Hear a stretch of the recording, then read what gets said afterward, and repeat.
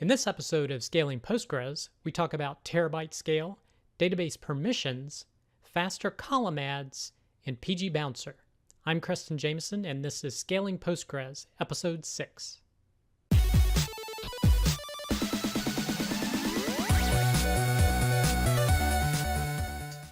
All right, our first article is PostgreSQL at 20 terabytes and beyond, analytics at a massive scale. Now, if you've been watching my episodes, that title might be familiar to you because in episode 1 of Scaling Postgres, I found the slides to this presentation. But here, they recently posted the YouTube video of the presentation by Chris Travers. And this is part of the FOSS Asia YouTube channel. So again, just to remind you, 20 terabytes is a single database, but it's actually multiple databases that are handling all the data that the service supports. So it's up to 400 terabytes at this point, I believe. So definitely a piece of content to check out if you're looking at how to potentially scale your PostgreSQL database and see some of the challenges that they've run into. Now, related to this, he did an earlier presentation at an entirely different organization, and that presentation was called PostgreSQL at 10 terabytes and beyond. So this was a different organization, different application, and also different problems and issues he had to encounter.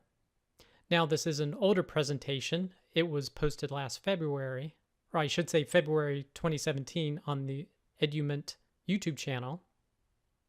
But again, if you're at this level, it would be a good presentation to review when you're looking how to scale your PostgreSQL database.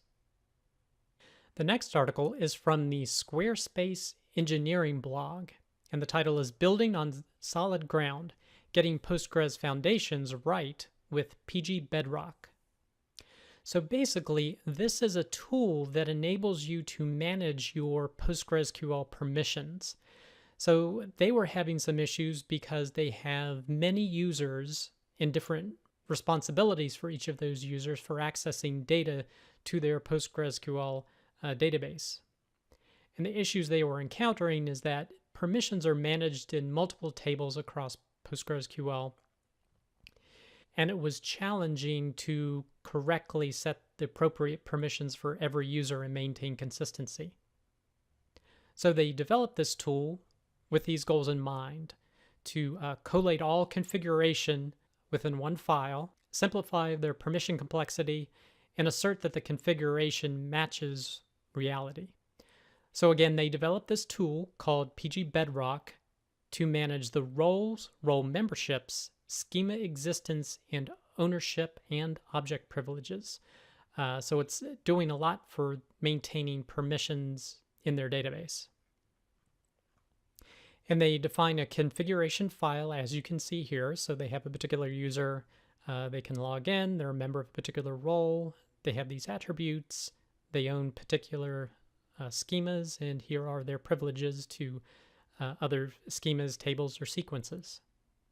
So in terms of scaling, this isn't necessarily a performance-related post, but it's when you scale, say, staff members and you start to get really complex permissions that need to be established for access to the data within PostgreSQL. So definitely something to check out if you're experiencing these kind of pains to see if this particular tool would help you.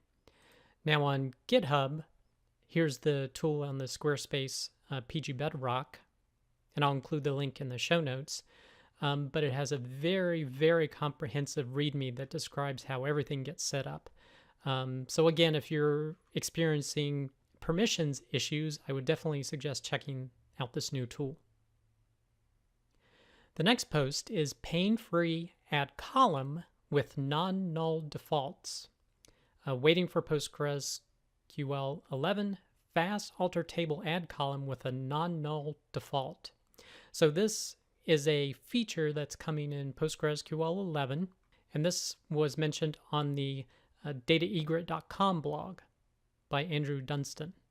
So basically, once you have a larger database, adding a default the same time that you add a column essentially causes an entire rewrite of the table and could potentially lock things up for you.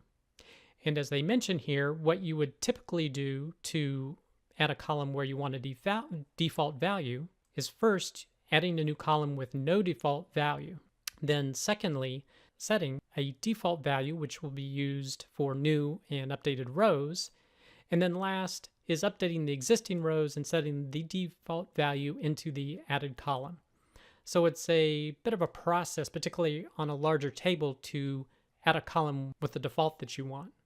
However, with this patch that should be coming in PostgreSQL 11, it enables you to add a default value when you add the column without rewriting the entire table.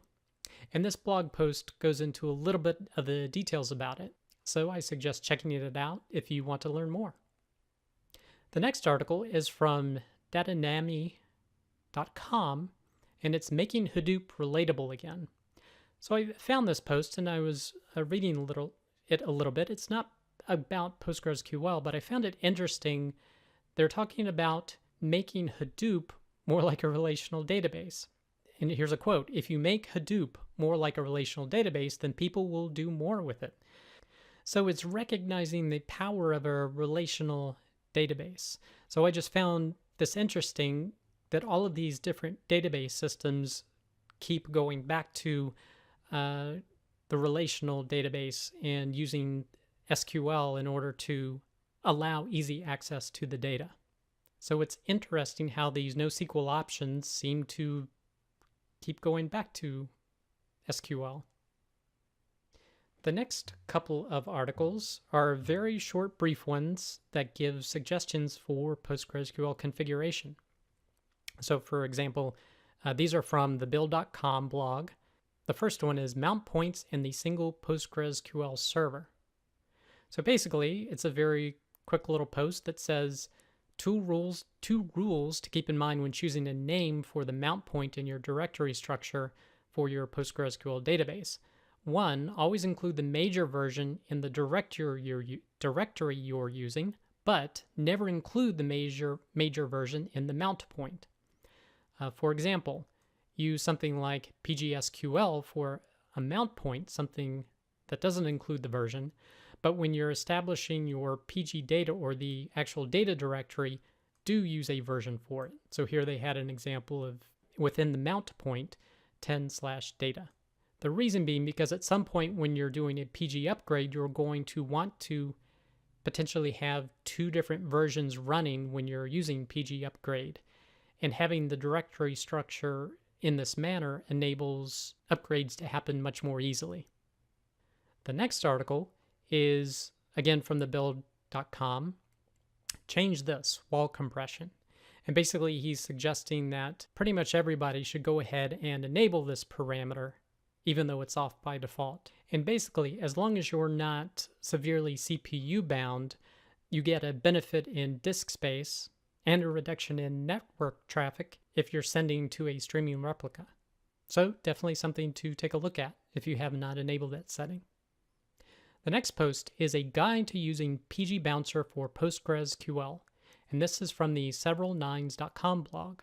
And this goes over the general reasons why you would potentially want to use pgBouncer and some other alternatives such as pgpool, but this focuses on pgBouncer and how basically it helps make many connections to the database much more efficient than the stock PostgreSQL.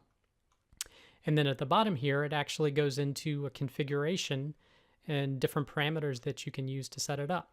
So if your connections are starting to increase more and you haven't looked into pgBouncer, and I would say your connections going up to 200, 300, 400, definitely check out pgBouncer as a way to help manage that many connections to your PostgreSQL database easier. The last article is PostgreSQL WAL Archiving with pgReceiveWAL. So this is a video tutorial on essentially how to use pgReceiveWAL. Now, if you haven't heard of that, that is a utility that simply lets you use the streaming replication protocol to stream WAL files to another server. That doesn't have to be a database or a regular replica. So I would say this is one of the most efficient ways to get the WAL files off of a master database. If you're doing that, you essentially stream them and then produce the files on this other server. And I go into in-depth how to set that up and the different commands that you would use. So if you're looking for a potential solution for better WAL archiving, I encourage you to check it out. That does it for this episode of Scaling Postgres. You can get links to all the content presented in the notes below. Be sure to head over to scalingpostgres.com where you can sign up to receive weekly notifications of each episode. You can also subscribe via YouTube or iTunes. Thanks.